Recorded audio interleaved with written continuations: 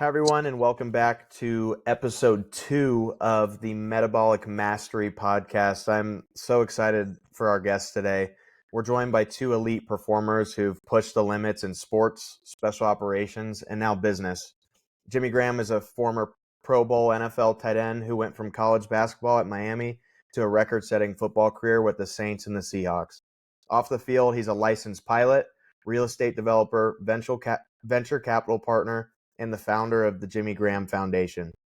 We also have Andrew Trope, a retired Navy SEAL with over 20 years of global service, including leadership roles in the SEAL Team 8 and DevGru. He's also a national champion rower, Cambridge MBA, and now CEO and co-founder of Anchor Mill Group, supporting veterans and building high-impact ventures. Together, they embody discipline, leadership, and purpose, and today we dive into their most recent mission, the Arctic Challenge. Thank you guys both for being here. I know we've built quite the relationship over the last year. Andrew, I know ours longer than, Jimmy. Just got to meet you in New Orleans this year for the first time and, kind of hit it off on the ex-athlete kind of thing, on similar mentalities and all that. Obviously, you at a much higher level than I did, but that's okay. That's okay. Similar shared experience, and just really excited to chat through the last 12 months of your guys' life. These guys, for the listeners, if they don't know, these guys were part of a 4-man row team called the Arctic Challenge, and their mission was to row 1,000 kilometers in 14 days, and they crushed it and broke a world record and did it in how many days, guys? 10 days and how many minutes and how many seconds? I know if you guys know that. Hours. As precise as you are. Ish. Oh, okay. All right. First thing is you look great. On that one. You both look great. So, I mean, that's fantastic. And we want to dig into that a little bit. I think I'd like to know just like a recap of that experience, like being on the water and everything first. And then we can kind of dig in and go backwards, right? Talk about the rest of that. Yeah, well, do you want Andy's recap or my recap? My recap's more on the real side. Andy's gonna give you the fluff.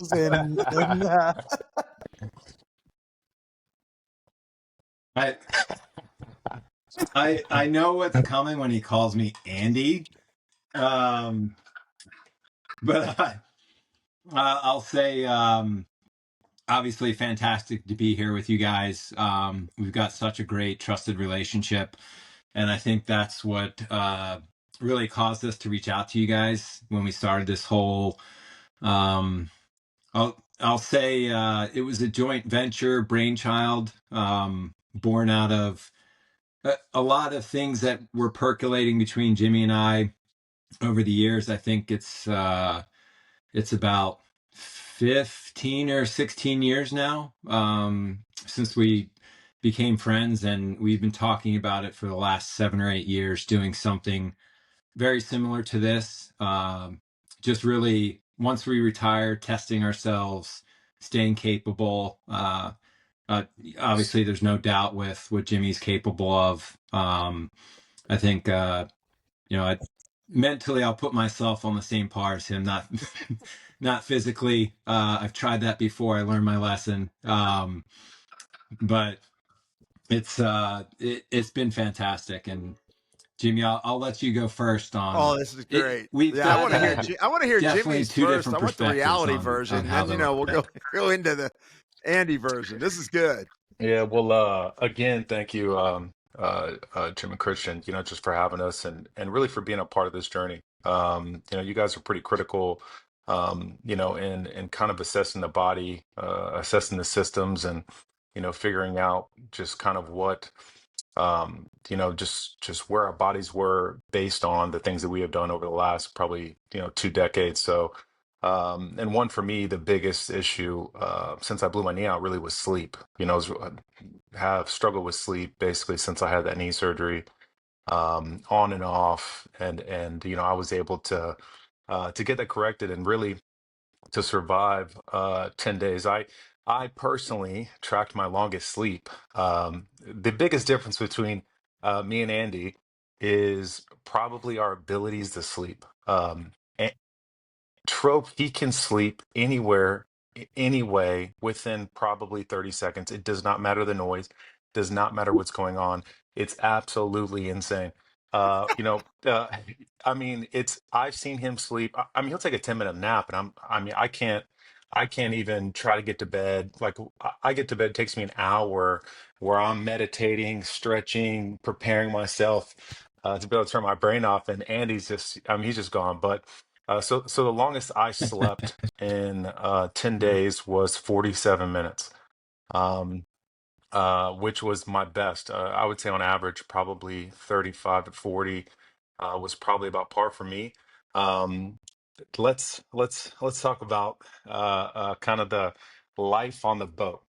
So Yeah. life on the boat, as we expected, because we had done a couple sea trials, but you know, we actually took a completely different route than anybody had ever taken out of the fjords, which could have some issues based on weather. We had an amazing weather modeler out of the UK, Simon Rao, and so me and him worked together, and Andy, to figure out what our best route was to get out that way so that we could just catch some favorable weather. That was actually, we actually went 2 hours before high tide, so we had like a great tide kind of pulling us out.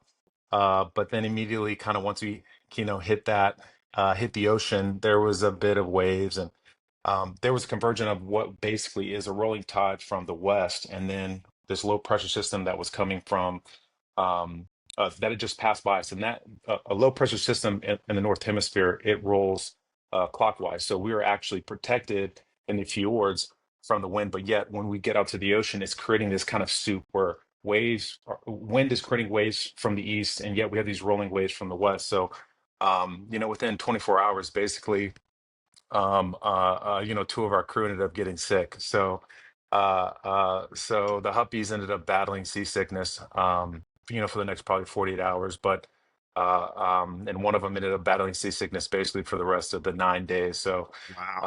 yeah, it was, you know, just from the get-go, as we can still see land, like, uh-oh, you know, and you know, this is now our life. And you have to think about it, it's like, for me, the first 48 hours, I really didn't sleep at all. Just kind of making sure that our routes were good and we're getting to fjords. Weather was good. Everything had a ton of energy at the time. But w- you basically have to make a decision every hour and a half between food, sleep, and hydration. One of those, and your personal job, your team job, and your self job, and your kind of care for yourself. So, you know, at times you're absolutely exhausted, yet, you know, it's like, do I take 15 minutes to try and eat? Do I take another 15 minutes to try to do this? Should I try and use the bathroom? One of us in this chat had no problem using the bathroom. I would say in the first 48 hours, our bucket was used probably 10 times. His his uh his his flow state is just incredible. You know, I've never seen very regular. Very, very regular. But An let's say equal just exchange, just one really in, one life out. in the cabin for the most part. So let's say when you're in the cabin, so basically your breath is creating condensation outside. It's so cold that the walls are dripping water. So everything in the cabin is basically wet. Even stuff we have in dry bags, no matter what, everything is kind of staying wet. Then well, our worst kind of weather really that we went through of this 10 days was 26 gusting 35, 6.5 meter waves. That was the kind of the height of the weather. Now we worked really well together with our weather modeler to try to figure out how to keep the boat moving based on setting the boat up 48 hours before, and then basically making sure that we could continue to move this boat and surf down these waves and use a little bit of that. But for me, the you're basically trying to survive every hour and a half. Like you can't Yeah. even, yeah, like you can't even think about, you know, how many, like how long have we been going and how much longer do we have? What's the distance? Literally every hour and a half, it's like either I'm on the row or this is my break and these are the things I need to do. So, and also because there's no darkness, it's just 24 hours daylight. It Right. it it you can't really get ahead of yourself. Like your system kind of gets out of whack, and basically you have to be like, okay, I'm surviving the next hour and a half. Um, I would say the difference between after about 72 hours is when I finally had to turn on my first podcast and my first book and everything I could to just get rid of the absolute boredom and the suffering that you get when you're actually rowing. For us, we're facing the stern of the boat, so we don't even see where we're going, and really, there's nothing to see anyways. We didn't see another boat after the first 24 until the last 24 hours of our row. It was just us in the ocean, birds kind of everywhere doing kind of wild stuff, but there's just nothing but wind and weather and waves and you and your thoughts. Now me, I had to listen to some podcasts, some like books, some like a book like Ready Player One. I re-listened to that just because it's nice and easy. Yeah. Meanwhile, my boy Trope here, he didn't listen to one podcast for 1 second. He was just in his thoughts. And it's so interesting because we have kind of parallel careers, and been through a lot within our own career. And it's just a testament to kind of his mental fortitude of just being a guy and just being able to sit there. And I even said it was like 5 days in. I'm like, hey, are you not listening to anything? He's like, no, man, I'm just in my thoughts. It just says what type of person he is. But let's go through my worst time periods on this boat. One, some of the worst times are when the alarm goes off or when Andy screams out 15 minutes. So 15 minutes, alarm goes off, I'm waking up, and I'm like, it takes you a while to get going. One, you're so tired, you're so hungry, you're so cold. You're always Yeah. still something at some point. But also, there was a time period where it rained for probably 48 hours. So every time, well, at least it rained the first 24 hours for me. I promise to you, every time I was rowing, it was down like torrential downpour. And the minute, like 5 minutes before I would get off this thing, the rain would stop. I'd open the door and Andy's like, hey, what's going on? I am absolutely soaking wet. And he's just smiling. And he's like, oh, like, I don't see what the big deal is. I was just like so defeated at the time. But literally, you get in, like our door is so small, just getting in and out was difficult, but you take off all of your wet bib, your rain jacket and everything, you put it in a pile that's just sitting there wet. um then the walls of this entire thing are absolutely soaking wet. There's also not enough room for me to stretch out. And when you wake up, when it gives me that 15 minutes, you have some warmer dry stuff on, yet you have to put that wet stuff back on, and then you have to like do whatever little stretches you can in this little bitty space, and then crawl out of this door. How And do you me, stretch in that little space with your oh, height, Jimmy? I mean, no, I saw the He's like, boat, man. It's like you're in the fetal position when yeah. you're in there, man. Oh yeah, literally, I was doing anything I could. I mean, I could not really extend my leg up. I mean, it just hits the ceiling or it hits something. Like I kept switching off certain things on the panel just from like turning around in there to get in and out of the cabin. Yeah. Navigation's So gone. yeah, no, that happened. That probably happened Yep. 20 times. Um, Well, I but did see I was tracking you guys. I did see sometimes the boat was kind of doing that, and I was like, what? yeah, well, that was usually sometimes. So- Purposeful. yeah. Well, if you had a world record like That you was guys did, it had to be purposeful. purposeful. Yeah, I mean, most of what we Yeah. did really went to plan. It was very purposeful, but my darkest moments were usually when I'm soaking wet, trying to get up and trying to get out of there, and then two, probably there was always a shift that I had where I was so tired or just didn't eat enough or something like that, where I felt like I was just gonna fall asleep. So you're sitting there, like I'd be sitting there with my eyes closed and I just try and keep the motion as best I can, but physically I'm just not there. Mentally, I'm not there. I'm just trying to get to this 15, 10, and 5 so Andy can just get up and get out of his sleep. But it was an insane experience. was Wow. that condensation something that you guys experienced on those sea trials prior to, or did that kind of catch you guys by surprise? Did you know that was going to happen? Yeah, I mean, we were ready for it. Mainly, it didn't happen as much here in this kind of weather because it was just so hot and everything. But we had spoken to a couple teams that had done this before, and that's the one thing that they mentioned was the condensation aspect of it. And actually, one team, I think the former world record holder, they had talked about they had a foot or two of water in their cabin the entire time and that they Holy were sleeping in that. Yeah, so we actually had some ways if there was that amount of water, we had ways to get it out. And me and Andy also had like a chamois, so we were shamming everything at every point and rinsing out as much as nonstop. Of possible. course you So are. yeah, yeah. Of So course you are. yeah, That's awesome. I What was the mean, one thing that popped up that you didn't anticipate? Like, you guys both are super planners, and oh, you guys are oh, like right on yeah. everything. What was the one thing that you went, oh, I didn't I've realize this was gonna happen? Well, I got one for me. We had a Starlink, and the Starlink was pivotal. Now we also had many, many different forms of backups. We had trackers, we had a sat phone and everything. But the Starlink was critical to update our moving map, our weather models, and to communicate with via videos and get the weather models from Simon Rao out of the UK.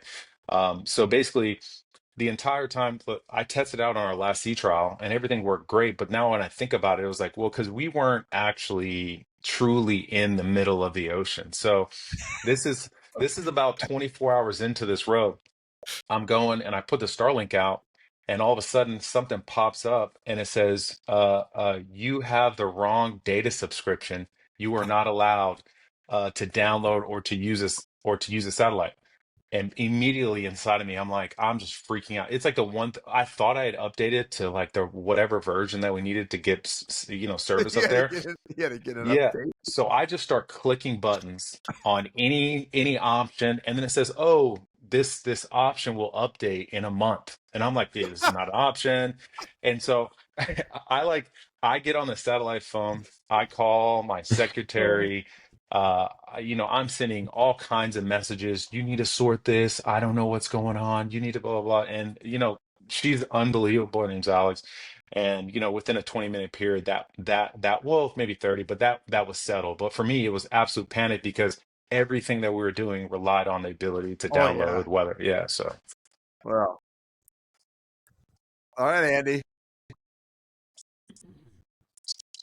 I think I don't know. I think we were incredibly prepared. It's nice to feel to go out, execute, and feel over prepared. It kind of it validates the training, the preparation, the experience. I would say from a personal perspective, I don't have like really any special talents except for the ability to compartmentalize very well. So when Jimmy talks about like being wet yeah, it sucks. And it's just I take that as the first couple minutes and I'm like, well, here's life for the next 10 to 14 days. And if I ignore it for, a shift or something, it just never reappears. Which sometimes is good, sometimes is bad. If you do that too much and you're kind of ignoring stuff.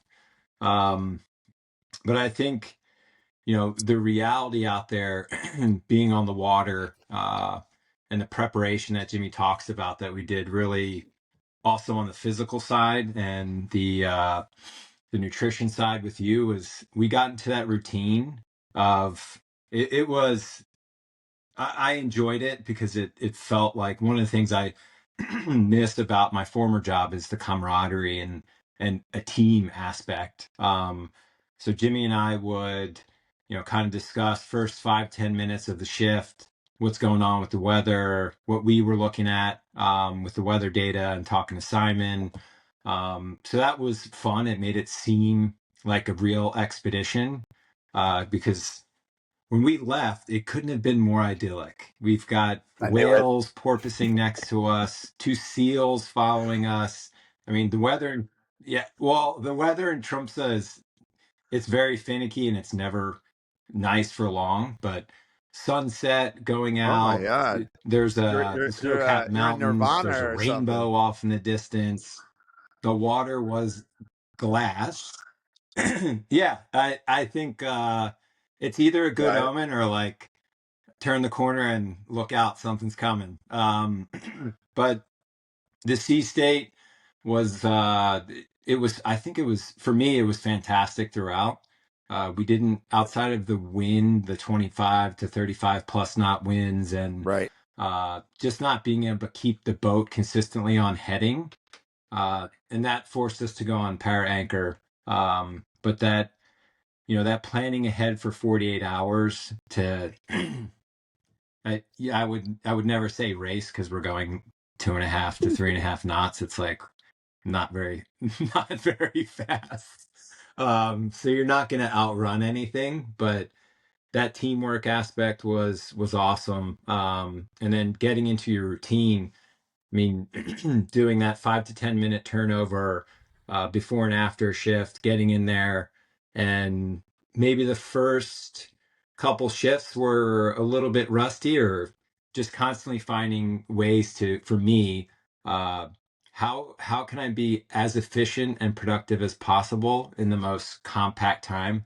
So, because I know lights are gonna switch off as soon as I lay back. And the 15-minute alarm was not a fan of, but I'm a team player. I need just like bang some pots at 3 minutes and I'll break out of it and rush out the door. But we had a fun routine of like kind of like a NASCAR pit crew.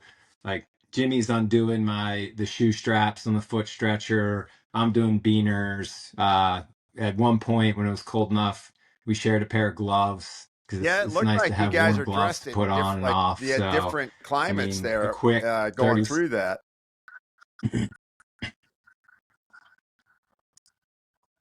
Yeah, I think I know I run extremely hot like all the time, and I wore the thinnest wool base layer and the thinnest set of rain pants I had. Like awesome gear from Mountain Hardware. It was, I would start off with a hat, neck gaiter, and the beanie, or sorry, the gloves, and then pretty much by the end of it, if I could have been topless, I would have been. Yeah, well, I mean, But he can speak for himself. nobody I needs live to in see that. Miami, and like I played in Green Bay and Chicago. Probably some of the just worst I've ever felt ever in practice and in a game. Like I can deal with 115 heat index down here and running around Right. hitting people. When you're up there and it's 0 degrees Celsius, or 0 degrees Fahrenheit, and Aaron Rodgers is tossing a two-seamer at you and it's breaking through snowflakes. I can't feel my hands and toes. So me, I had so many layers and I was switching up things. Mountain Hardware was awesome for us, and I brought some stuff from ASOS, which is big cycling gear, and so being able to layer up and really figuring out the glove situation, because like I said, once we got Midway, which is Bear Island. So Midway is about Bear Island. Way out to the west, we're kind of it's about 6,000, 7,000, as far as kind of like the sea depth. Then the water actually got really, really cold. That's when the outside, basically the water temp was about 26, 27 degrees. And that's when my digits and my toes just do not work. So I was asking Andy everything, because he's experienced all that on so many levels with everything they did, his former job, and also just living in Oslo for so long. Like I've seen this guy, it's cool because I've been able, like throughout my seasons, I was always able to kind of live through him. Um, and I think, sometimes vice versa based on what we had going on. But he'd send me a picture or a video of him backcountry skiing in the middle of nowhere by himself with basically no shirt on. And I'm like, I'm like, how's that even possible? Not only that, but his girl, he's sending me pictures of her surfing in glacier water with like glaciers behind her. I mean, they are both just built different. And, it was cool to be able to bounce on him and rely on him as I was just suffering and just complaining about being too cold. So, Yeah, that's it's unreal. Before we get into the human performance side of these things, I think a really big aspect that we need to touch on is the charity aspect of what this was for, and the impact that it had on the New Orleans community and everything that you guys were doing this for to benefit on the charity side of things. So, Jimmy, Andy, love for you guys to take it away and give us a little bit about the charities that you guys were rowing for. yeah, so, we still haven't closed the race just because, it was during the summer, the promotion of it, we just bootstrapped it. I'll be doing some more of the donation, and I have a couple people that are waiting to wire some stuff over. But, currently, basically this mission was to help raise money for Covenant House, and Loris Sports for Kids. And then Andy, he brought in another one, which was we got to hang out and meet a couple of the guys from the organization, incredible human beings.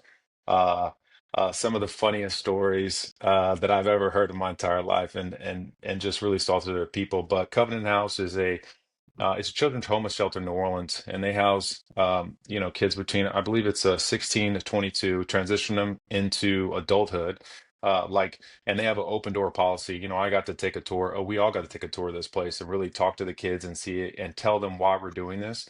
Not only to raise money for opportunities, but also to inspire them, and challenge themselves and to push to the absolute limits, and what that can do for your life when you go into the unknown, when you just try, and when you just do something as hard as you can. And then Loris Sports for Kids, obviously providing opportunities for kids to, in sports, understanding many various things about adulthood and teamwork, and so we're going to give a check out, but also go by and make sure that we're also relaying the story and just talking face to face. And then Annie can talk about the third.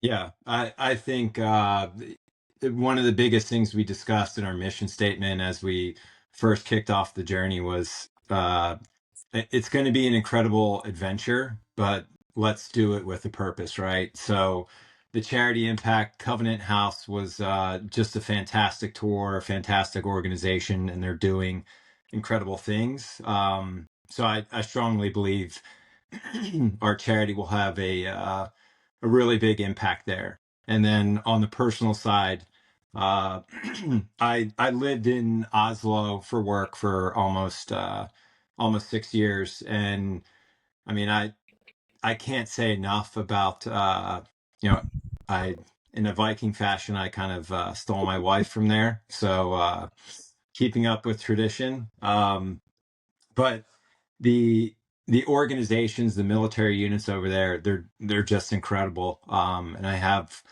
lifelong friends from there, and people who I consider family. So the opportunity to give back from them, military and veterans organizations don't operate like they do in the US. There's not this large veteran presence. And I mean, you could meet somebody and they're like, yeah, I was in the service for 35 or 40 years. And you're like, holy shit. But it's just a job. And the opportunity to give back to them, Jimmy gave the thumbs up and we were all on board. And, they rolled out the red carpet for us at Arcos Training Center up in Tromsø. And just the flurry of text and stuff, because we were having some trouble with logistics at first. And one text to a friend, and like 18 seconds later, bing, yep, no worries, we got it. And it's when they say they got it, it's like it's first class. Well, I'll tell you that. So that was fantastic. I'm just gonna say, for us normal human beings, I think it's interesting, Jimmy, or well, so much for Jimmy, but for Andy, that you're like, hey, this is a tremendous adventure. 10 days in 26-degree weather, 45 minutes on, 45 minutes off. I get to fill the can as much as I want. I mean, that might be an opportunity you didn't have before, but no, all kidding aside, guys, the big thing for me was, and I think for Christian was, obviously we were just keenly interested in how you were feeling, how you were able to make it through each shift. Obviously from the performance side, and it isn't so much about, hey, we want to look at you as subjects. I mean, we were dialed in. I was looking on that app. I was, checking in all the time, just making sure things were okay for you guys. And which I'm very happy to see. When I heard the world record in 10 days, I was just like, wait a second, how do you break a world record by 4 days? I mean, I was thinking, oh, you're going to be dialing in at 13 days, 14 hours and 27 minutes, right? I thought it was going to be something like that. But I guess it didn't, I just, it was amazing. So that is something I want to ask is, how did you feel? Now, I know we worked on improving your nervous system resilience so you could respond. We worked on oxygen, improving oxygen in your muscle tissue. We worked on maintaining lean muscle mass through a very demanding spot. And then I know you guys were recording stuff on your polars too. So give me a little bit of little feedback on that, getting through it. I mean, obviously you're tired because you're sleep deprived, but you other than you, Andy, who he may be sleeping now and we don't even realize. we don't even know for sure. This is probably an avatar and he's in the corner. Who knows? But I was really interested in that, obviously, because you don't really people don't push their bodies much harder than what you guys did. I mean, there may be special things that happen. I know, Andy, in your past where maybe you pushed harder and weirder conditions, but in general, in an event, whether it's a 50-mile run or the Leadville 100's going on this weekend, right? That's hard. It's not this. So get a little perspective. Yeah, I think for me, it's each event, each race, each challenge, they're all unique, right? Because they bring their own set of issues along with them. And for us, for me especially, was that getting into that routine with nutrition. And thank you to Laura as well for all of her expert contribution as well. I think for me, it was never getting into a deficit. And I skipped a meal once because Wow. I went in and I fell asleep right away. But I felt it. I was good for about the first 45 minutes of the shift. And then I just felt, Wow. Everything slowly start to shut down. We with your guidance, and really it was the understanding of what's going on.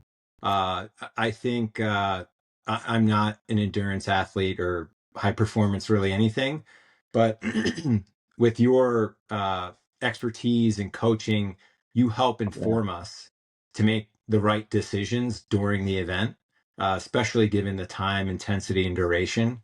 Like the types of food, I don't do well with dairy and other stuff like that. So that was critical for me. And I think just the supplementation you guys provided, That's awesome. I never felt bad physically. I was never sore. Right. I was never, surprisingly, no headaches. Like, yeah, with I typically get migraines 3 to 5 times a week.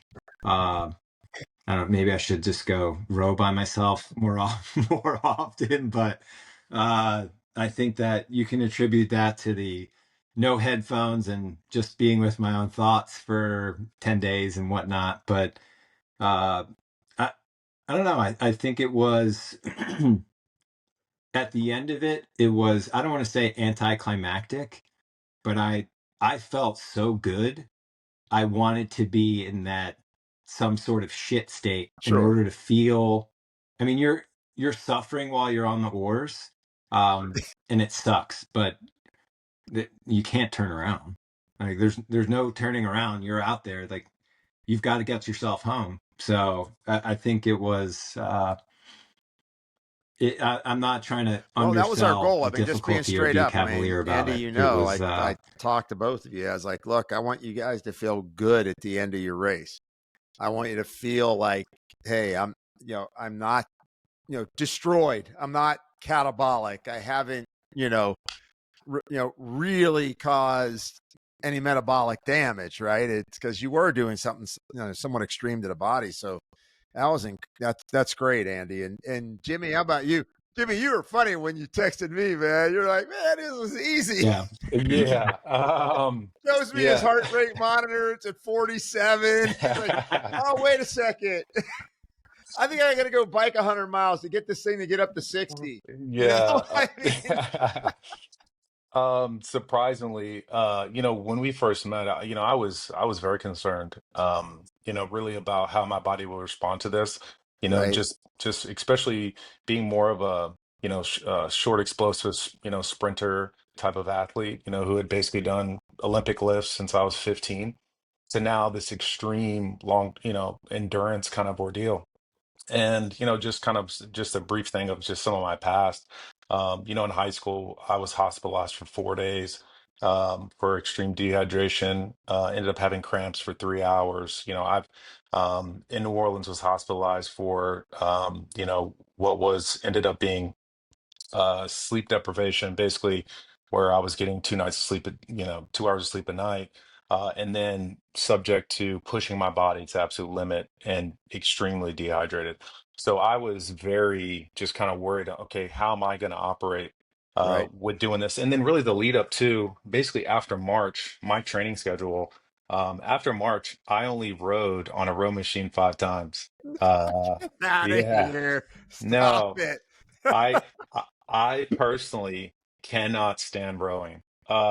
If if if you compare rowing to the bike, Yeah. I there know you love endurance biking. I mean, I there know that's your jam. there is no, it's not even close. It's like I'm facing backwards looking at a wall for 2 hours, or I'm going to get on a bike and go 50 miles and it feels like I've been on it for 30 minutes. It's like the time, because all your senses are open, smell, sight, hearing, everything, and speed, right? We're going very fast, but you really have all these distractions. With rowing, it's just me and the oars and the water just suffering while I look at numbers. It's so boring. So, and my hobbies are very, intense, and it's just more to it, and so, going into this, I was really concerned, possibly, will I have to get on IV? Am I going to have some issues with this cramping thing, especially when I pair the sleep deprivation thing with the just, I think I averaged between 8,500 calories a day of what I was burning. Um, and yet this entire time through the entire 10 day ordeal, I never felt like I was at a deficit. Obviously, thank you for all the advice, especially when it comes to food on, Oh, yeah, what, Laura's great on that, man. yeah, I mean, just, that call we had with her was just eye-opening, I think, for everybody on the team.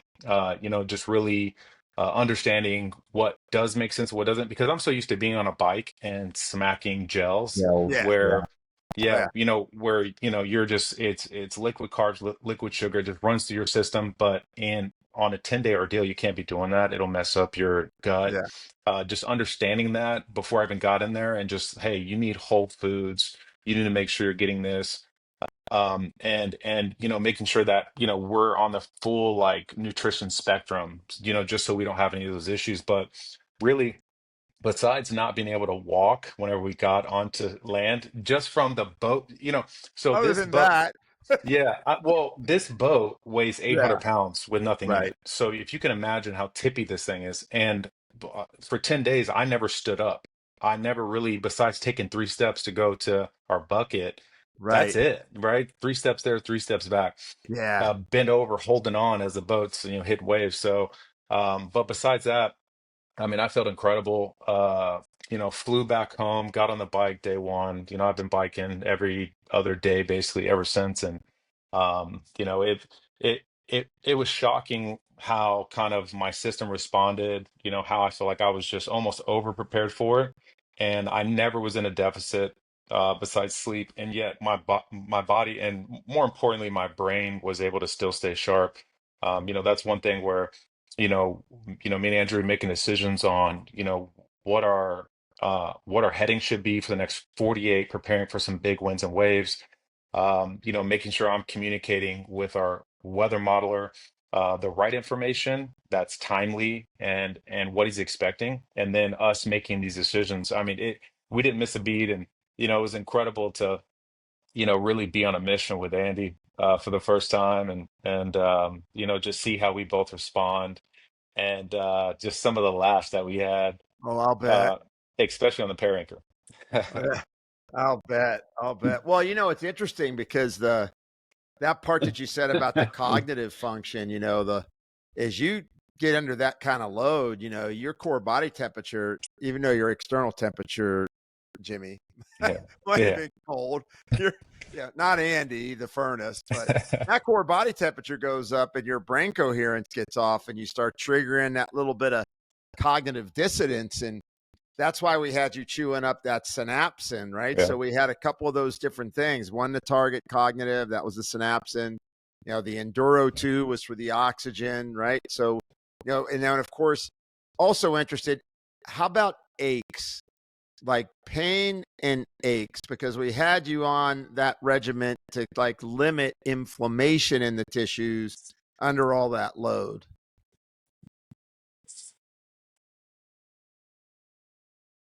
I didn't really. Maybe it was because of like near continuous momentum. I didn't really experience it. Of course, like Jimmy said, limited space. I'm not 6'7", I'm 6'3", but still a tiny cabin. And when you want to stretch out in our cabin, the autopilot and the auto tiller and all the steering lines are back Going there. in a So circle for a little bit. I think I knocked that off once or twice, and that That's was what I was seeing on the map. It was, oh, Andy hit that that was again. a weak a weak moment of cognitive clarity. But I was pleasantly surprised at how good I felt, and I never had a Yeah. question of like, Okay. oh, did I make the right decision Good. because of brain fog or I mean, honestly, it for some reason I'm a forgetful person now, maybe because of age, but over communicating with Jimmy during the turnovers, keeping it light and loose with the banter. Did you guys record that banner? I'd like to Yeah, hear there's that a lot. banner. There's, I there's a would No lot. pay for recording on that. that banner. Uh, Dang it, man. I I would don't pay want for that, to and some I'd of pay that. to know what his no, thoughts, what Andy's thoughts were out there in the middle of the ocean. I think Yeah, that might be bad. well, we can go to a dark place very quickly. I think during one of the camps we had NFL Films give us the microphones, and we wore them maybe for the first like we did the stuff on the dock and then did some stuff like took off offshore, and I took my mic off maybe after the first 30 minutes or so, and they were in a bag, and we were talking some shit to each other, Ooh. and right I was like, oh, today. I hope they delete most of that or don't pick it up, but Well, we'll see. I mean, it was. Yeah. I got a couple questions. What was the first meal? I thought I saw pizza was the first thing you guys got when you touched down. What was the first meal? And what did that recovery process look for you guys after you touched down? You guys knew you broke the record. You know, walk me through a little bit of what that looked like. Yeah, well, I'll take this one. You know, for us, we ended up getting basically on our way to the hotel after touching land. It was about 11 o'clock, so nothing was really open except for this little cool spot next to the hotel. And so I immediately ordered 4 pizzas, and we all just sat there, just scarfing down as much as we could. And really, I would say the most glorious moment, because you also have to think that, besides self-care and making sure that, you're keeping clean as best as you can, none of us had a shower in 10 days. Ooh. So when I got to the room, I was in that shower, the scalding hot shower, for an hour straight. I mean, And you had the cold water on. yeah, yeah, yeah. It Taking it all the was hot water, absolutely I can glorious, tell you. and it's like I mean, my hands and everything was turning colors because I was in there too long. But just to peel off, like, even here, all of us got kind of some sunburn and Oh, sure. just dead skin everywhere, just scraping it off, just like a film on you between that and the salt. Was absolutely glorious. But for us, especially, we had a lot of logistical things to figure out. Basically, right when we woke up that next morning, even before 24 hours before we even got to the dock, it's like, hey, we're within 24 hours of this dock. And our ground team, um, which everybody just works seamless. Alex, unbelievable. But his wife, she actually lived in Tromsø for 3 years, so she was one of the best logistical Right. ordeals that we had, really, because she spoke the language fluently, but also she had a lot of contacts there. So within 24 hours, we have to get flights for everybody. So, we're working flights, which now you're looking to getting flights 24 to 48 hours ahead of time out of a glacier island that really has only two flights a day. So it was a logistical nightmare with that, figured that out, then getting a hotel. And then now we have to figure out how to get this boat out of the water, clean the boat. We have to move the boat. The trailer was being shipped from Tromsø to Longyearbyen as we were rowing. So where is that at? Where's it? And then Right. also, me and Andy getting the boat from the dock to where we had to pull it out was absolutely hilarious. It's just me and him, mate. Wow. Just 800 pounds. So it's not too bad. Yeah, yeah. And one person rowing, which, well, I got to steer, man. I mean, I was playing the And one tunes. person rowing. It's like, you know. Oh, there we go. Yeah, well, who's the brains and who's the I brawn, knew right? it was There we coming go. anyway, so Like, don't I had that. worry. I was just bringing the good vibes. Yeah. It's just what I do. And Yeah. but then also, just getting out of there, it took us about 72 hours. Then once basically I landed, it was more basically just getting back on the bike, making sure I'm stretching.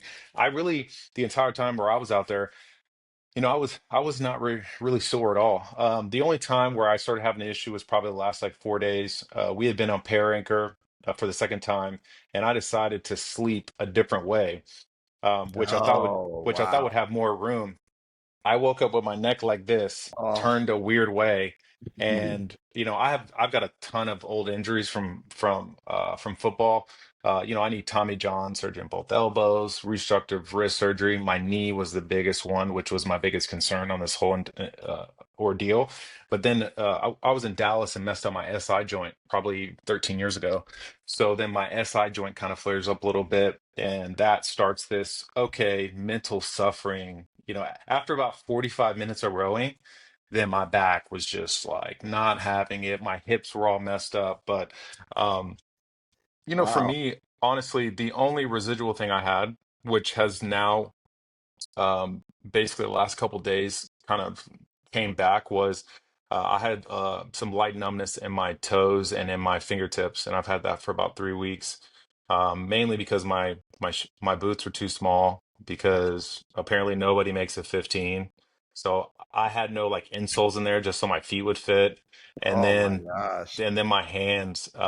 So I just had some numbness here and there. I think just from base nerve damage, but all is well now. That's great.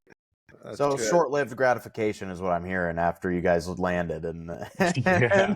and right back to the grind as soon as No, some I pizza and a shower, and then boom, back to reality. Well, like, honestly, it's so interesting because from my perspective, let's say you can watch as many movies, read as many books as you want to, be around as many people as you want to. Anybody who's ever been a tier one operator, um, yet there's nothing that compares to the sound of smell. And really, the biggest thing is going to be the logistics.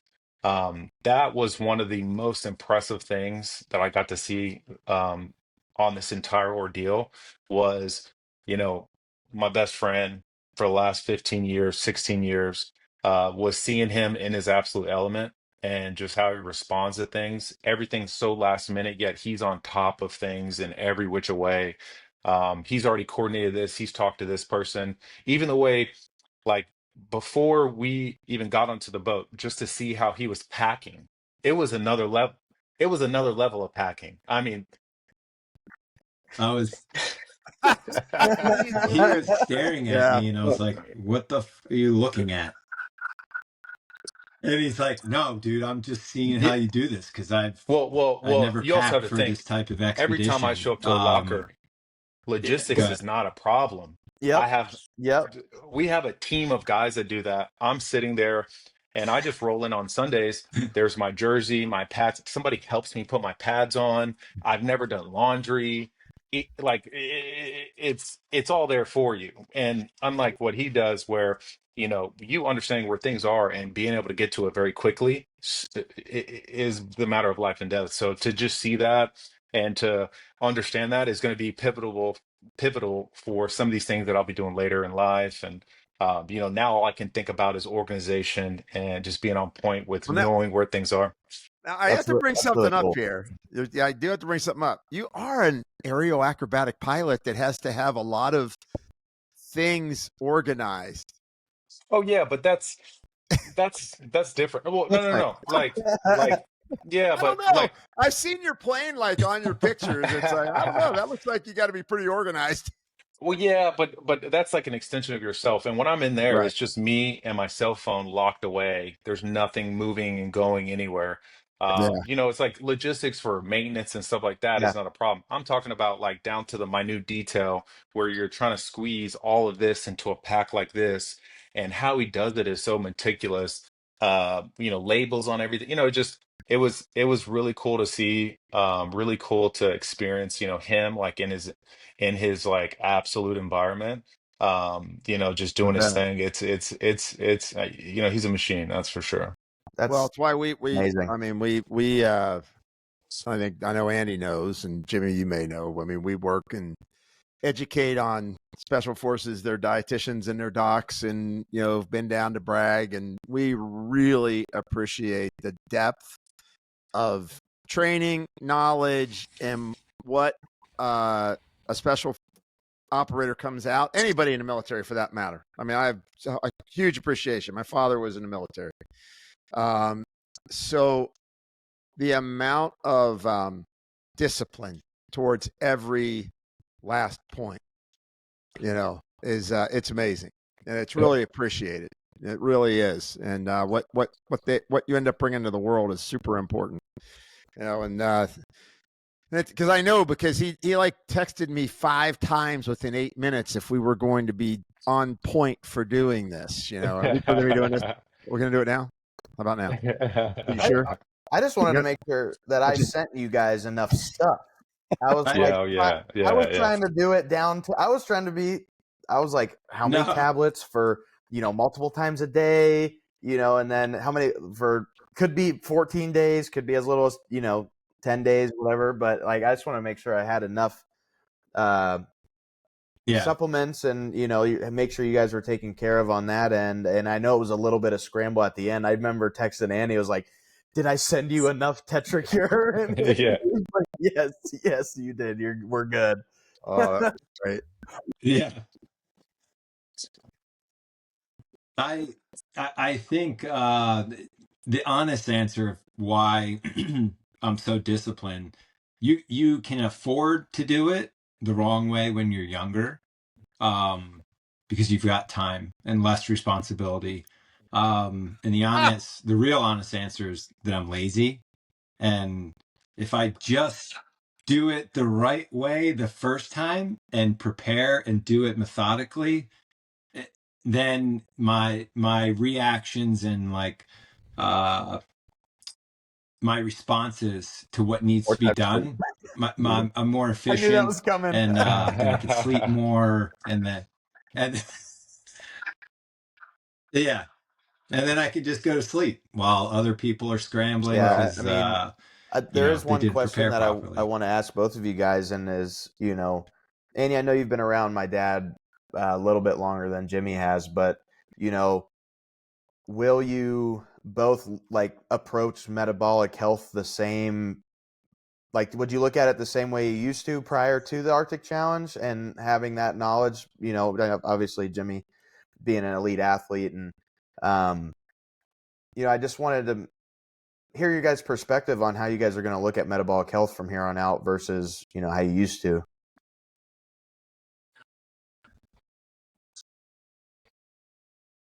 Yeah, so I think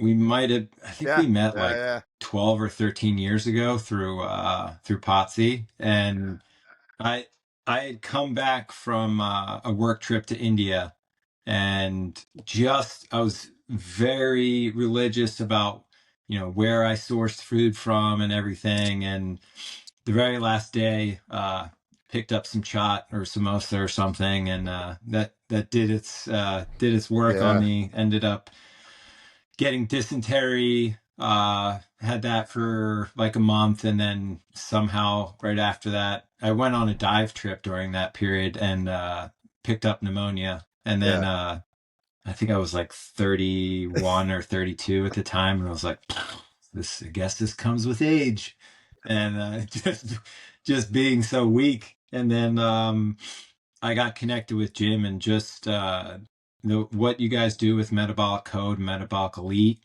and I remember sitting out back of the high bay in my car, and Jim going through my test results, and it was like 4.5 hours of just walking me through my blood work. I was like, phone too. It's like, holy shit. At that time, it was like, you have to call him this way. Yeah. You have to, but it was the truth. But we did have a good. What was nice is I felt like I could tell you how I thought you were feeling, and you were like, "Oh man, that's exactly how I feel."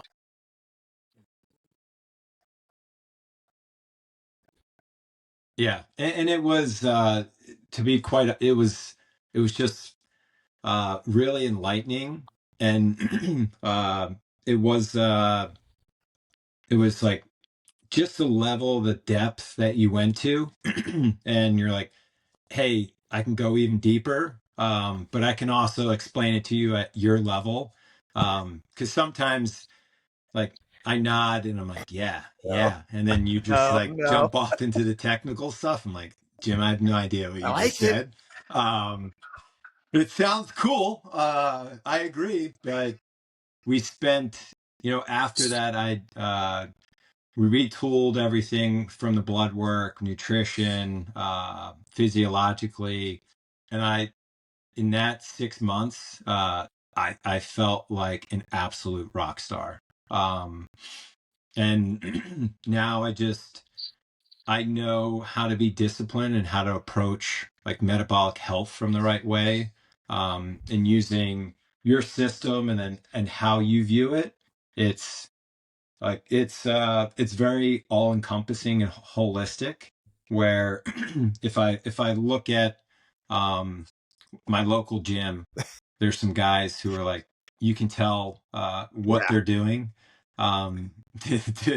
to be assisted, and everybody's naturally helpful of like, oh bro, because you're old, dude, need to get on that TRT, and I'm like, nope. It's just having a professional and like a world leading expert. You still have one last request. I still got to shred the last 5 pounds off of you. I know.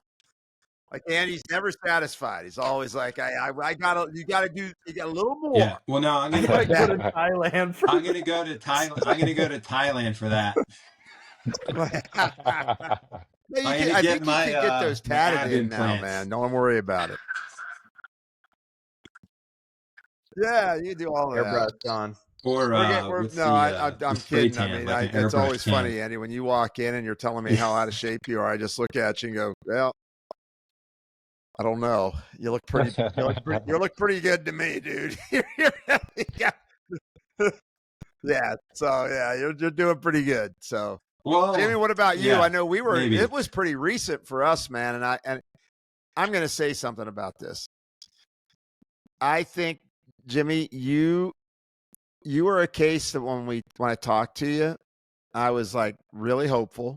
I wanted to really make a difference quick. And I don't think I was ever happier. Like, you were one of the individuals that when we talked after, we first got it started, it was really exciting for me because I just knew what you had been through. You had explained it when we had talked, right? I'm not going to share that stuff, but all the stuff that got your chemistry off.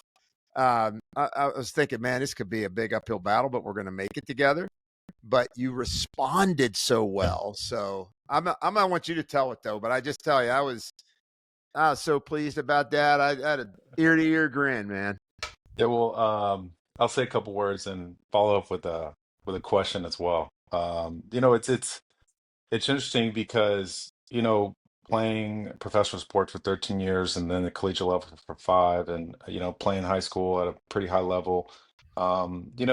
You think you're pretty dialed in. I mean, I've had some unbelievable experts, unbelievable doctors and teams, and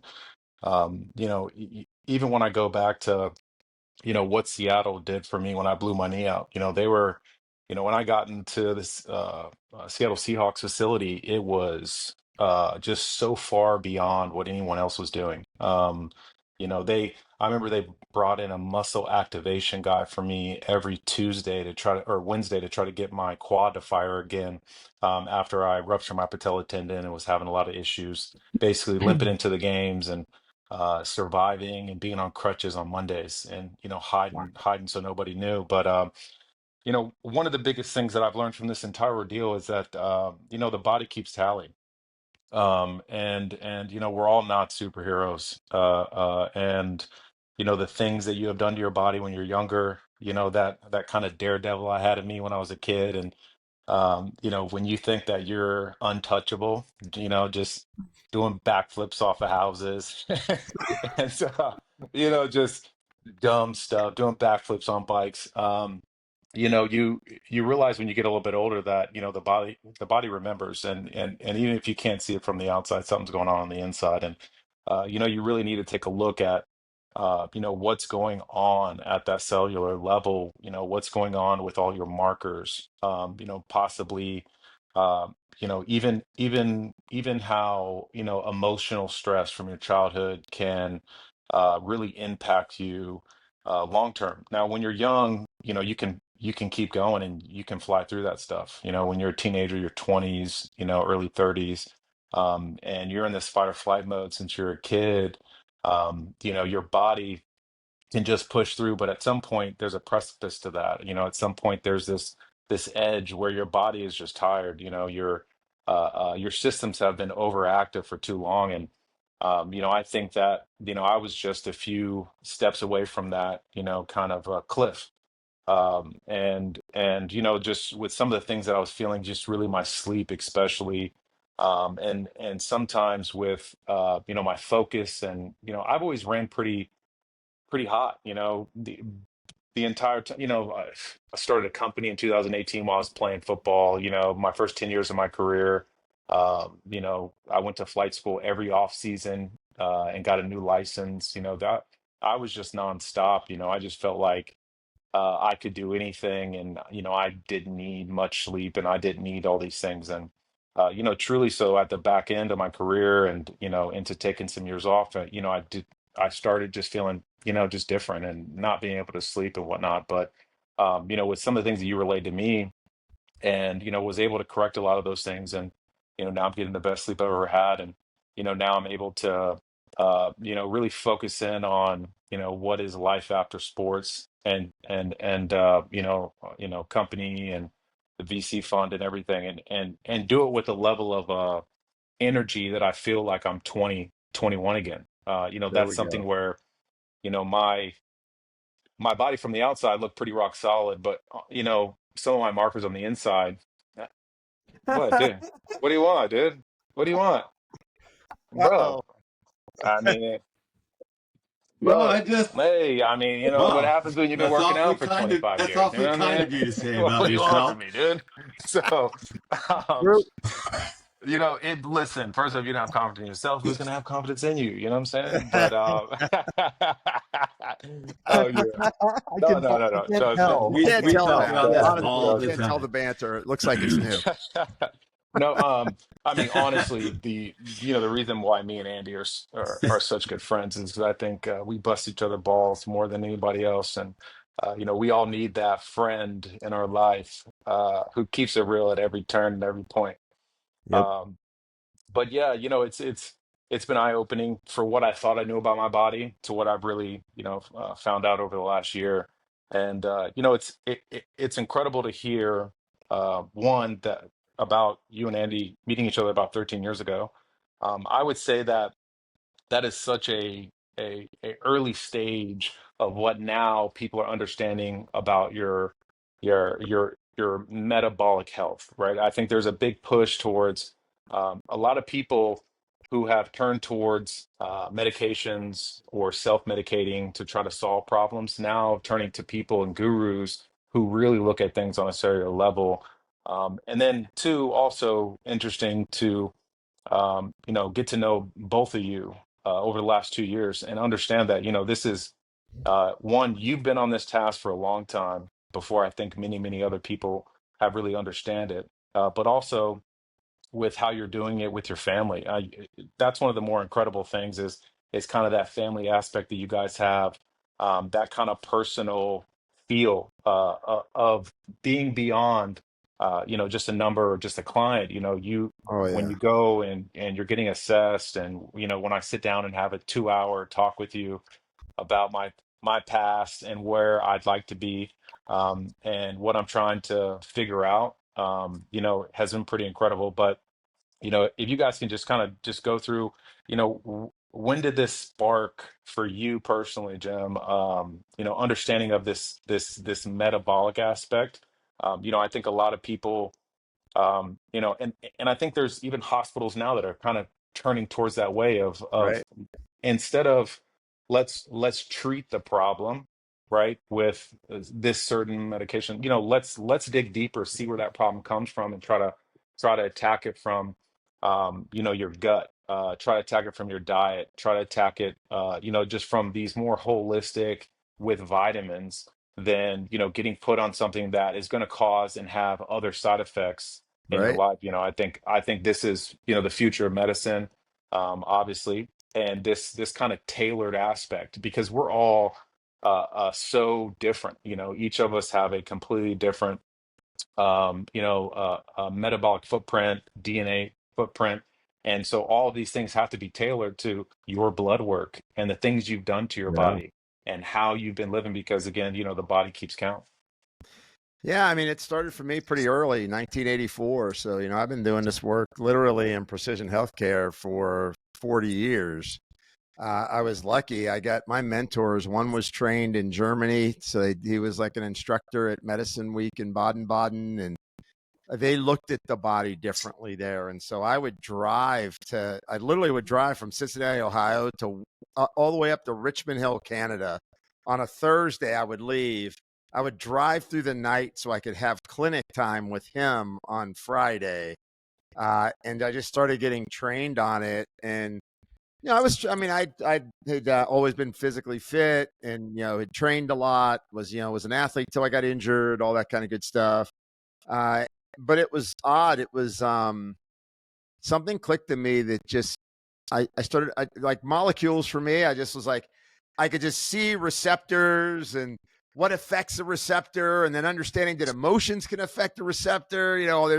It's understanding what the input is and what the output is. I think much like how Andy sometimes views the world. It's like I want to understand what's happening, and then what is the output at a very just kind of organic level, like feeling all of it happen. And so I started working with a lot of people, had a lot of clients, put together an integrative medicine program at Good Sam Hospital with, an OB-GYN, and then we blew that thing up. And the very first writing that was on this that I did, so I wrote kind of a thesis was Christian was actually looking through. See, if you look back here, all these folders back here, these are all like books and seminars, and I've got them all over that I've done. He was looking through one, and he went, 1997. You were talking about this in 1997?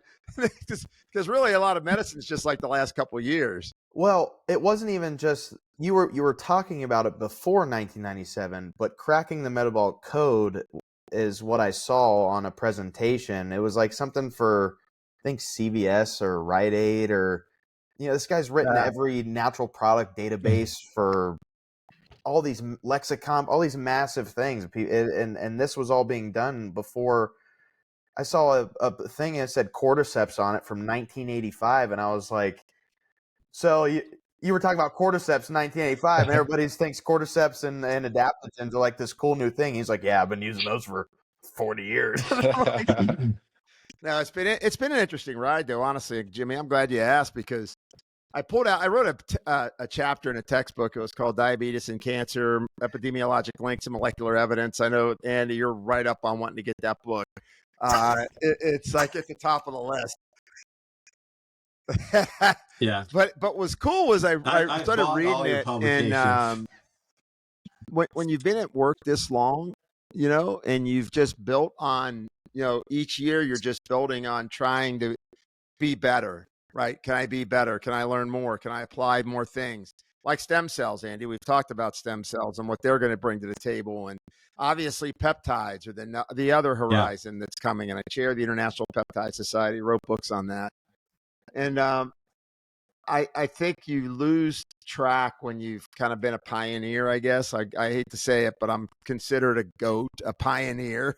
But yeah, you lose track of all that work you did, because all you're thinking about is all the work you have left to do.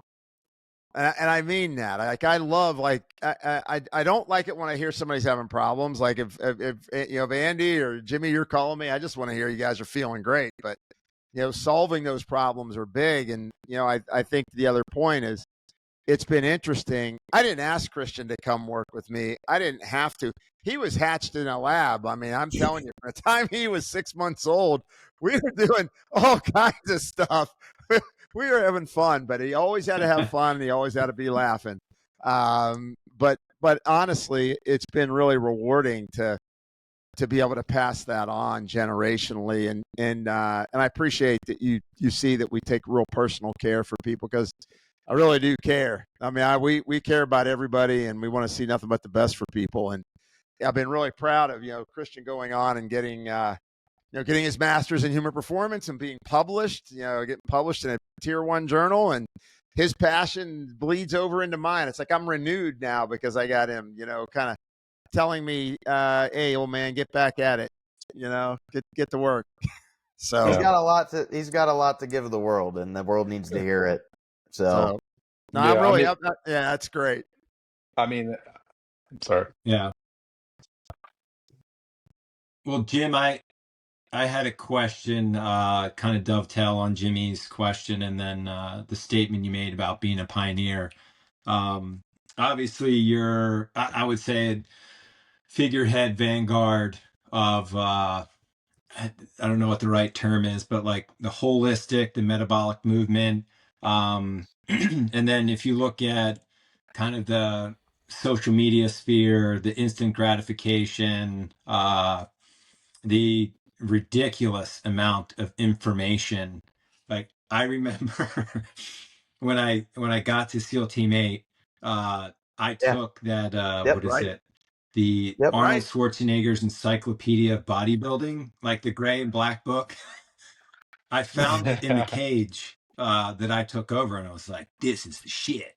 Now I don't have to buy a Muscle and Fitness magazine and figure out a workout. And that's where we were in like 2003. And fast forward now, you see the industry trending towards personalized therapeutics, personalized care, more individualized treatments. How do you tackle that challenge of education and then properly informing people? Because I know folks who go like going to the gym, they're like, bro, just get on the TRT. I go to this clinic down the street. I'm like, okay, I'm not I going to think a the first thing is, strip you bring mall up to a good get my point. With all this medication. excitement So about longevity, what we're finding out is that people are overdoing it. So when we're testing them, we're seeing things like mitochondrial, stress, because they think you have to push their body at full speed all the time, right? It's really about repair, recovery, and then push the optimization or rebuild, right? So it's cyclic. It's interesting. I've always been able to absorb a lot of information, but never been able to read. So I don't know how I get by with that, with my with my dyslexia. But I seem to be able to imprint quite a bit in my brain. And I think a lot of it comes from just working on people, man. To tell you the truth, I see what works, what doesn't work. I rationalize it. I map it out. Like, how is it connected? And then look for the evidence in the literature. Like, somebody's got to publish something somewhere. Now, I'm not saying, I've done stuff with Native Americans. I've done stuff with Qigong masters. I've explored other modes of healing. So I want to understand that too, right? I mean, it's all very interesting. But when you're teaching providers, so being a co-chair for the American Academy of Anti-Aging Medicine, I've got like 8,000 docs. I mean, I had 200 docs this last weekend that I had to fly in and do education. You just got to be responsible. Like, what am I teaching? Is it going to am I just saying things to like make me sound smart? Am I saying things that could possibly get somebody in trouble because they didn't understand fully how to do it? So from my end, it's more really knowing, that sense of knowing that gives me comfort of teaching something. And if I don't know something, and when somebody asks me, I'm willing to say I don't know it, but let me see if I can find an answer. Right. But it's all grounded on practicality, I'd say.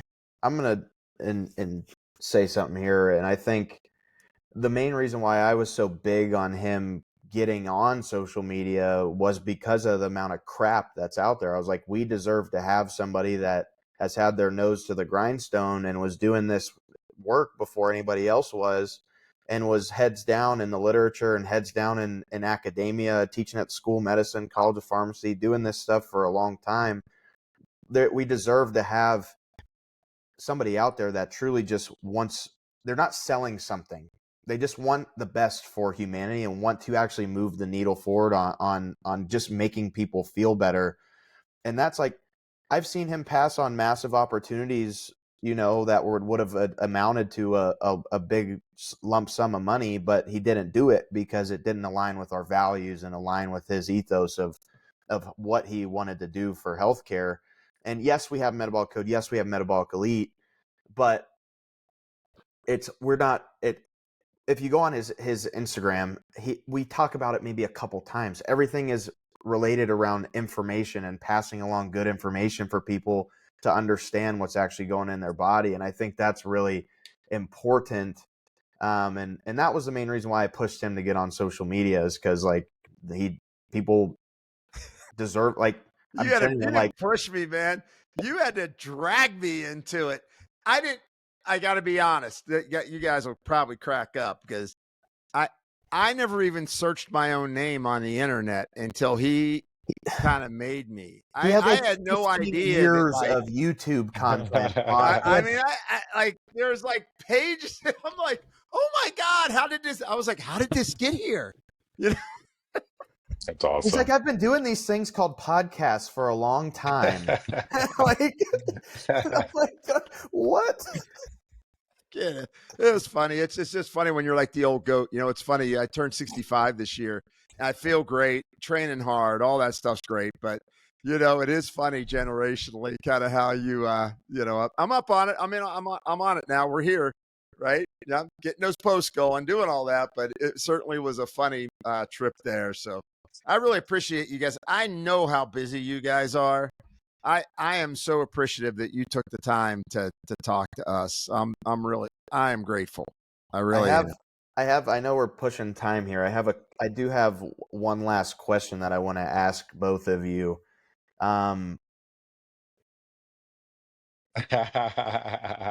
Oh no no no I no can no! sign This you is gonna be football oh too if no! you want. Look, this is gonna be a No. Jimmy Graham football sign right Let's here, go. baby. Let's go. Let's go. Let's What go.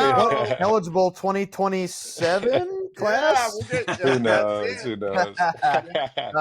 But no, on all seriousness, I think this is important. Is like for somebody who's listening and wants to take on their own version of the Arctic Challenge, whether it's physical, mental, you know, what's your advice for them? And then I also want to hear what's the next evolution for you guys, both of you. Where do you go? What do you do next? What are you guys wanting to push to? Andy, probably a nap after this, but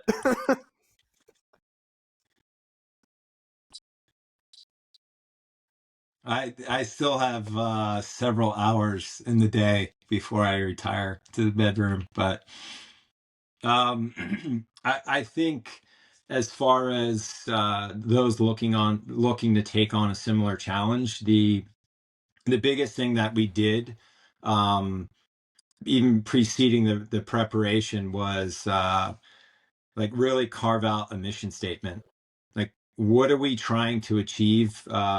Whether you're doing it individually or on a team, that really, when we were on the boat, I know Jimmy and I talked about it in the cabin a lot.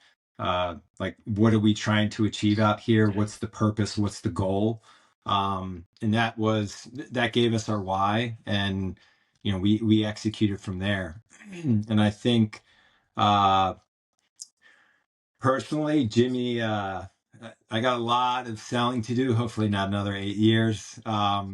But I, I think there's an opportunity to break some other world records in ocean Get him the rowing. ocean But bicycle. Isn't I there a got way to get the ocean bicycle going? I mean, you might get him there. I got to pay.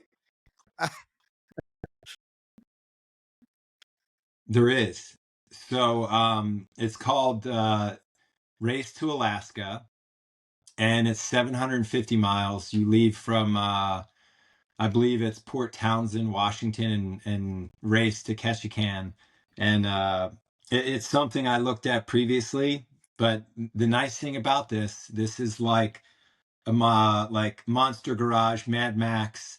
You can have a sailboat because when the wind's not blowing, a lot of these vessels have pedals and bike seats on the back to help with horsepower. So, and they do have ocean rowing as well, or like rowboats as well. But I know I owe him a challenge of his choosing. So yep. we've agreed. Nobody likes running. That's not for us. That's great. So we got My we turn. got to see what it Okay. Your is. turn. As far as anybody else, looking to take on a challenge, yeah, I definitely think mission statement's huge. It's having and understanding what your why is, why you're doing this, because there's going to be moments where you're going to be unmotivated and not want to. And then kind of in that same breath, it's like anything you attack, anything you go after. Um, I think a lot of people they get very excited. There's a lot of emotions involved, especially early. So they like to go all in and almost burn themselves out. I think bigger than anything is consistency. Is continue have a game plan and understand how you need to be consistent in your preparation on all aspects. And then also when you're in that grind is just continue to be consistent. It's like anybody can go out and try an ultra marathon, try and row across an ocean, try all these various things. And those first few hours or couple days are the most exciting. Like we said, we left the fjords and it was absolutely beautiful. Rainbows and dolphins and just yeah, unicorns. It's Butterfly. there was everything in there for you to be excited to go out and burn matches, just trying to match that feeling. Yet quickly 72 hours later you'd be in a dark place when you haven't been consistent with your sleep, your eating, and your drinking right. So just consistency is just making sure that you understand how consistent you need to be. You don't have to run out the gate full speed, or just train as hard as you can for the first and then get injured, right? So being injured leading into it's a big aspect. You see that happen with a lot of fighters, a lot of football players, just athletes in general, a lot of Olympic athletes who end up getting injured and just Yep. even lose the chance to be able to do it because maybe they were going a little too hard. And then well, one, the baton's in my hand, so I don't know what he's talking about with some Arctic thing, dude. Like it's it, I just okay, it's the heating same the thing. environment, And feeding. It's not Arctic, it's yeah, no, Alaska, no, Oh, yeah, there is a crazy race from southern part. Seattle to Alaska, and it's many. I've seen a documentary on it. We're probably going to do it in a carbon fiber yacht, so it's nice. Um, um, but I think definitely the world record thing's been fun. I mean, I'd love to, Andy over the next few years at some point once the company and everything settles in. I'm going to get him to get his pilot's license because I'm going to need him to understand navigation for maybe possibly some of the things we'll be doing in the future. I'd love a record. Just when you think about the names and the people that have been involved in aviation with pushing the limits, either with longevity, endurance in the air, or with distance or with speed. Those are some of the bravest and smartest individuals in the world, and they had an amazing team around them. So to build that and to try something within that genre, a place that and something that I love as aviation. But Andy doesn't know it yet, but I already put a little team together. And I've talked to nobody about this, but within it, yeah, this one he's got to train. I So just need to show up, there's right? there's always a race that I've thought about doing. Just pushing the limits and trying something new and something that I actually like, since we did something he likes. So I put a little team together. It'll be me. It'll be Luke Wilson, one of his best friends that lives up in Canada as well. He played in the NHL for I yeah. believe 10 years, and it'll be Andy. But hopefully we can put a team together and figure out a way to do the Ram race. So that's California. I believe to Boston, I think it is. Okay, there he already knows. So that's Annapolis. so You guys, man, that's Don't yeah, awesome. worry, so already on so it. our next journey will be, I guess, racing across America from coast to coast, and we'll put a cool, fun team together. Probably do a little doc on it, since it'll be four of the most hilarious people you've ever seen that just make fun of each other constantly. And then I got to find some type of RV, mount big old speakers on it, and just blare death metal and CCR for motivation through the night. So it'll I be, love it. I know, I know, He'd be driving that. Chris would be all over I need my that. silence. Well, There you you know who to go. call when that time comes. We'll run this thing back again and break another record. Oh man, Um, well, I got one question too, just kind of okay. to end things. I mean, throughout my career, I remember just all my times on the different teams, I would have guys always hit me up about investing, about, how do they get more involved and understand more about either the market or real estate. I've been in both for a long time. So I always had two books that I would recommend to them. And I always tell them, listen, if you read, if you want to learn about the market, here's a book. You read it, I'll take you out to dinner and I'll tell you everything I know about it. And I'll introduce you to three people in that industry. But one, you have to read it first, mainly showing me that you want to learn about this, and you need to have the vocabulary to be able to speak about it to someone I'm going to introduce you to, even to me at dinner. Mhm. A lot of people come to me about their health and about issues they have or things they're trying to do, lose weight, they're trying to get back in shape. I'm really close with a lot of the first responders down here in Miami, a lot of veterans that come and fly with the foundation, and a lot of my former teammates, always ask me, because I've always been kind of that I eat weird and I'm so focused on kind of what I'm doing on the field. I had that kind of health aspect when I was in my facility. So if you could recommend a book for or something that like an audiobook to where something I could give to somebody to just introduce them into this world of the metabolic health, just so they get a little bit more educated and more interested on maybe some things that they're missing. So then I can then do an intro to hopefully, change their life and their aspect on their own personal health. Go ahead, Dad. I mean, you know what? I'm biased. The one I'm going to say is Cracking the Metabolic Code because that's the one he wrote. But there's a bunch of there's some good ones out there. I think Peak's a good one. But obviously, and then Your Blood Never Lies, I think, is one that also my dad wrote. That is really, really prevalent right now because of the amount of blood work platforms that are out there and being able to communicate with their provider effectively and, understand what these levels mean, and, what to do about it. Those would be, obviously I'm biased. I'm probably a bad person to ask because I'm just going to say, go read my dad's books, but they genuinely are the best. But here, Dad, you take it away. What do you? What would you say? Honestly, if it's a book where you want to understand about the body, that Metabolic Code book. I mean, I literally had a doc. I was on a podcast yesterday, and he said, "This book's still up to date, and it really makes sense." And I think it's good because it gives you a survey to go through, like to understand yourself. Yeah. So I think it's a good solid one, and you can even, you can download it and you can get.